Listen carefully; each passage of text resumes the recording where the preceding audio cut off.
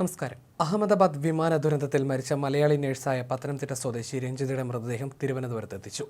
തിരുവനന്തപുരം വിമാനത്താവളത്തിലെത്തിച്ച മൃതദേഹത്തിൽ അന്തിമോപചാരം അർപ്പിക്കാൻ മന്ത്രിമാരും മറ്റ് ജനപ്രതിനിധികളും വിമാനത്താവളത്തിലെത്തിയിരുന്നു. മൃതദേഹം ആംബുലൻസിൽ കയറ്റി ഇപ്പോൾ പുല്ലാട്ടേക്ക് പുറപ്പെട്ടിരിക്കുകയാണ്.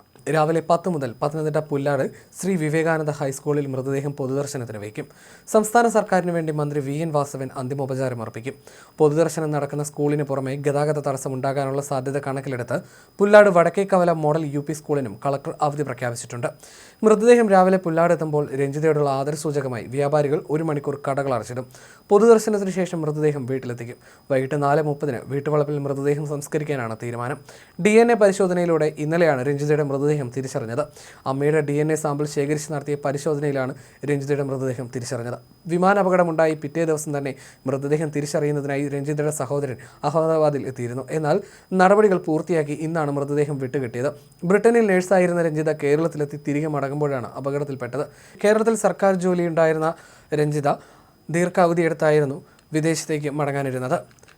8 മാസമായി ബ്രിട്ടനിൽ നഴ്സായി ജോലി ചെയ്യുകയായിരുന്ന രഞ്ജിത കേരളത്തിലെ സർക്കാർ ജോലിയുടെ നടപടിക്രമങ്ങൾ പൂർത്തിയാക്കാനാണ് നാട്ടിലെത്തിയത്.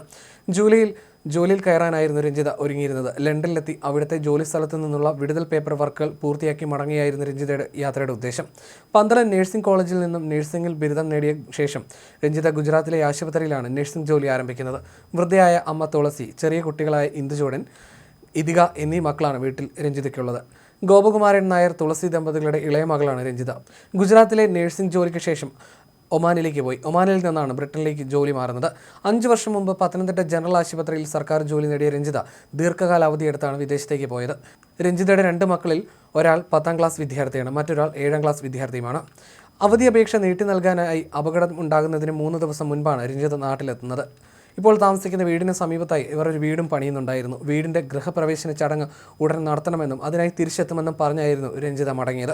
ഇനി ആ വീട്ടിലേക്ക് രഞ്ജിതയുടെ ചേതനയേറ്റ ദേഹമാകും എത്തുക.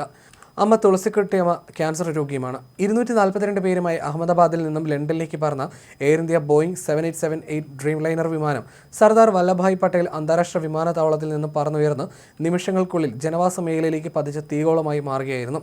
BJ മെഡിക്കൽ കോളേജിലെയും മെഘാനി നഗർ സിവിൽ ആശുപത്രിയുടെ റെസിഡൻഷ്യൽ ക്വാർട്ടേഴ്സുകളും ഹോസ്റ്റലുമാണ് ഇവിടെ ഉണ്ടായിരുന്നത്.